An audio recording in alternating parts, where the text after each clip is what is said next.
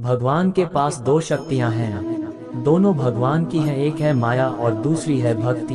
जब कोई भगवान के समक्ष जाता है, भगवान को प्रणाम करता है, तो वह पूछते हैं बोलो क्या चाहिए, माया चाहिए या भक्ति। भक्त पूछता है महाराज दोनों में अंतर क्या है।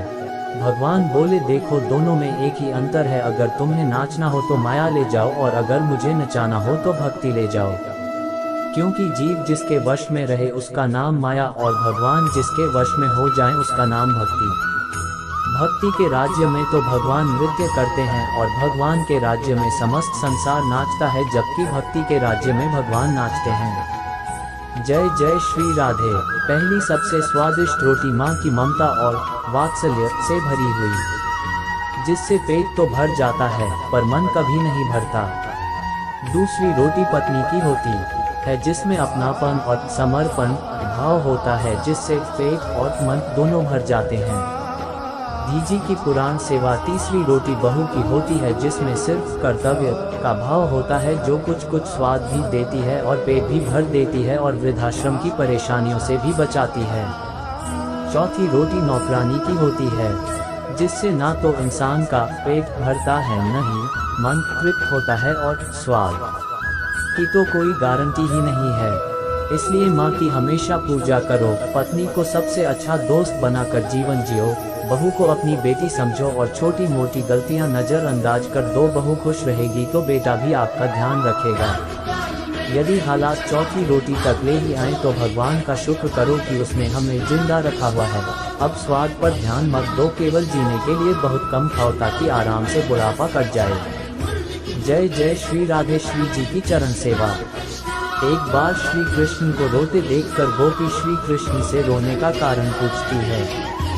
उसी के उत्तर में श्री कृष्ण कहते हैं, सुनो सखी, जहाँ प्रेम है वहाँ निश्चय ही आंखों से आंसुओं की धारा बहती रहेगी। प्रेमी का हृदय पिघलकर आंसुओं के रूप में निरंतर बहता रहता है और उसी अश्रु जल प्रेम जल में प्रेम का पौधा अंकुरित होकर निरंतर बढ़ता रहता है।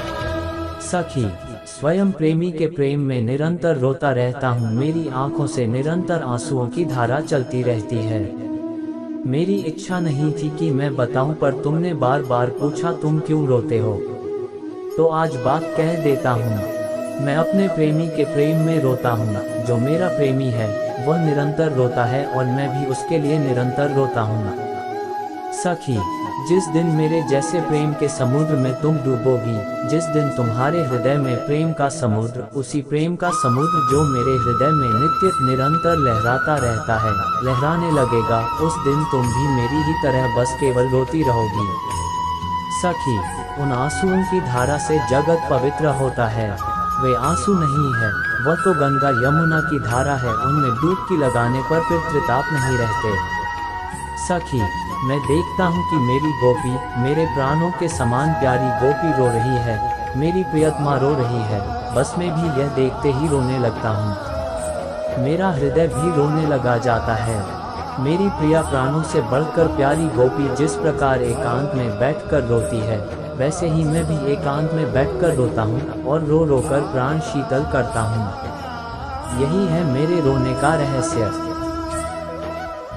आज के वक्त में लोग किसी को पाने को ही प्रेम समझते हैं, लेकिन इस दुनिया में सच्चे प्रेम की सबसे बड़ी मिसाल राधा और कृष्ण है। राधा के इस सच्चे प्रेम और ईमान की वजह से आज भी सभी लोग कृष्ण से पहले राधा का ही नाम लेते हैं। राधा और कृष्ण ने ही को प्रेम का सही मतलब समझाया है। जग की झूठी दौलत नहीं चाहिए, झूठी शोहरत नहीं चाहिए, कृष्ण के दीवानों को सच्चे कृष्ण के सिवा कुछ नहीं चाहिए। जब भी राधा की आंख में आंसू आते हैं, तब तक कृष्ण का सहारा उनके पास ही होता है। जब तक राधा के दिल में कान्हा बसते रहेंगे, तब तक इस दुनिया में प्रेम के फूल खिलते रखेंगे। तेरी मुस्कान से ही शुरू हुई है अपनी कहानी, राधे तुम सदा मुस्कुराती रहो, यही है कान्हा की जिंदगानी।